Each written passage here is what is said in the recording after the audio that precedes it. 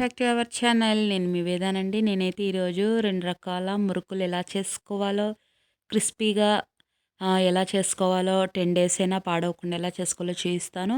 మొదటగా half KG పొడి బియ్య పిండి తీసుకొని టీ గ్లాస్ నిండా మినపప్పు, అదే టీ గ్లాస్ నిండా పప్పులు తీసుకోనండి.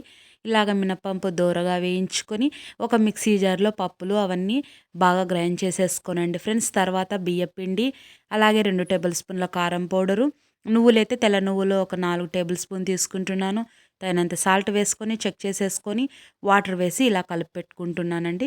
ఈ కన్సిస్టెన్సీలో కలుపుకొని మురుకుల మిషన్ తీసేసుకొని నేనైతే మొదటగా ఈ టైప్ మురుకులు చూపిస్తున్నానండి. ఇలాగా మొదటగా నేను చిల్లుల గరిటె మీద ఒత్తేసుకున్నాను. తర్వాత ఇలా నాప్కిన్ మీద వేసేసుకుంటే చాలా ఈజీగా చేసేసుకోవచ్చు ఫ్రెండ్స్. ఇలాగా 1 బై 1 వేసేసుకుంటున్నాను.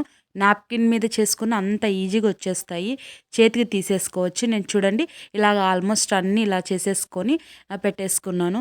అయితే పిల్లల హాలిడేస్ అయిపోయాయి కదండి, మరీ చేశాను. అందుకని ఇలాగ వర్క్ స్నాక్స్కి అవసరం పడుతుందని ఇలాగైతే చేశానండి. చాలా ఈజీగా తక్కువ ఇంగ్రీడియంట్స్తో చేసేసాను కదా. హాఫ్ కేజీ దాంతో ఎవరైనా చేసేసుకోవచ్చు మరి. తర్వాత నేను ఈ మురుకులు చేయిస్తున్నానండి. ఇంకొక రకం మురుకులు, ఇవైతే ఇంకా చాలా క్రిస్పీగా వస్తాయి, చాలా బాగుంటాయండి. నేను చేసినప్పుడు క్రిస్పీగా వస్తాయో రావు అనుకున్నాను, కానీ చాలా బాగా వచ్చాయి. అయితే దీనికి యాజ్ యూజువల్ హాఫ్ కేజీ పొడి బియ్య పిండి తీసుకున్నాను.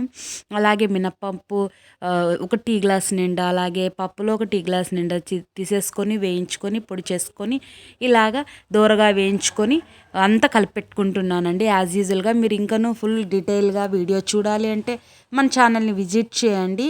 ఈ మురుకులను నేను పెట్టాను, హ్యాపీగా చూసేసుకొని చేయండి ఫ్రెండ్స్. అయితే నేను లెంతీ వీడియో అవుతుందని డీటెయిల్గా చెప్పడం లేదు.